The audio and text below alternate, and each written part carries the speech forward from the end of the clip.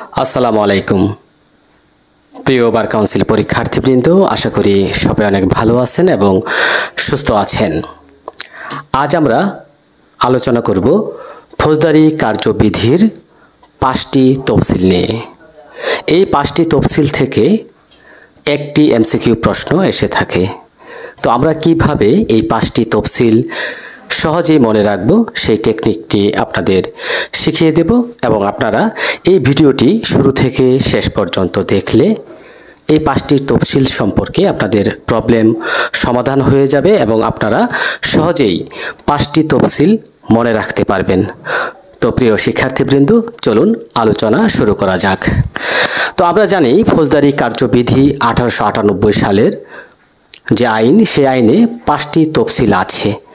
এই 5টি তফসিলের মধ্যে প্রথম যে তফসিলটি আপনারা দেখতে পাচ্ছেন, প্রথম তফসিলটি বাতিল। দ্বিতীয় তফসিলটি সবচাইতে গুরুত্বপূর্ণ। এই দ্বিতীয় তফসিলে 8টি কলাম আছে। আমরা এই 8টি কলাম সম্পর্কে বিস্তারিত আলোচনা করব। এই 8টি কলাম থেকেই বারবার পরীক্ষায় প্রশ্ন হয়। তৃতীয় তফসিল দেখেন, এই তৃতীয় তফসিলে ম্যাজিস্ট্রেটগণের সাধারণ ক্ষমতা সম্পর্কে বর্ণনা করা হয়েছে। চতুর্থ তফসিল আপনারা দেখতে পাচ্ছেন, এই চতুর্থ তফসিলে ম্যাজিস্ট্রেটগণের অতিরিক্ত ক্ষমতার কথা বলা হয়েছে। এবং পঞ্চম নাম্বার যে তফসিল, পঞ্চম নাম্বার তফসিলে বিভিন্ন ফরমের কথা বলা হয়েছে। যেমন ধরেন ওয়ারেন্ট ফর্ম, সমন ফর্ম, সার্চ ওয়ারেন্ট ফর্ম ইত্যাদি ফৌজদারি কার্যবিধিতে ব্যবহারযোগ্য বিভিন্ন ফর্মের কথা পঞ্চম তফসিলে বর্ণনা করা আছে। তো প্রিয় শিক্ষার্থীবৃন্দ, আমরা 5টি তফসিলের মধ্যে জানলাম প্রথম তফসিলটি বাতিল। দ্বিতীয় তফসিলে আলোচনা করা আছে 8টি কলাম সম্পর্কে। তৃতীয় তফসিলে আলোচনা করা আছে ম্যাজিস্ট্রেটগণের সাধারণ ক্ষমতা এবং চতুর্থ তফসিলে আলোচনা করা আছে ম্যাজিস্ট্রেটগণের অতিরিক্ত ক্ষমতা এবং পরিশেষে পঞ্চম তফসিলে আমরা দেখতে পাচ্ছি বিভিন্ন ফরম সম্পর্কে আলোচনা করা হয়েছে। তো এই যে দ্বিতীয় তফসিল, আমরা দ্বিতীয় তফসিলটি দেখতে পাচ্ছি। সবচাইতে গুরুত্বপূর্ণ হচ্ছে দ্বিতীয় তফসিল, যেখানে আমরা দেখতে পাই মোট 8টি কলাম বর্ণিত আছে। এই দ্বিতীয় তফসিল থেকে এই যে 8টি কলাম, আপনি যদি এই 8টি কলাম মনে রাখতে না পারেন তাহলে কিন্তু ফৌজদারি কার্যবিধি অনেক কিছুই আপনি বুঝতে পারবেন না।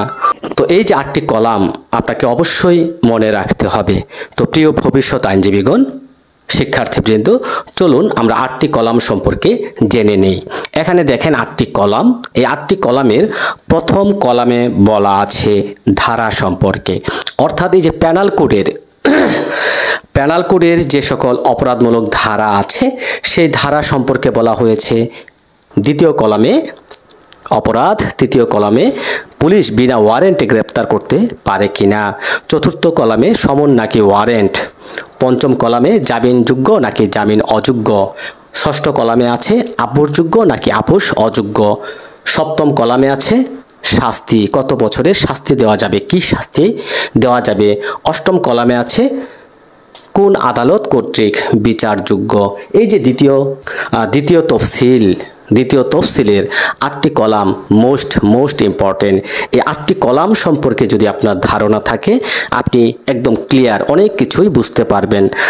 আর এই 8টি কলাম সম্পর্কে যদি আপনার ধারণা না থাকে তাহলে ফৌজদারি কার্যবিধিতে অনেক বিষয় আপনি বুঝতে পারবেন না। তো প্রিয় ভবিষ্যৎ আইনজীবীগণ, ভিডিওটি ভালো লাগলে শেয়ার করবেন, আপনার কমেন্টে মন্তব্য করবেন।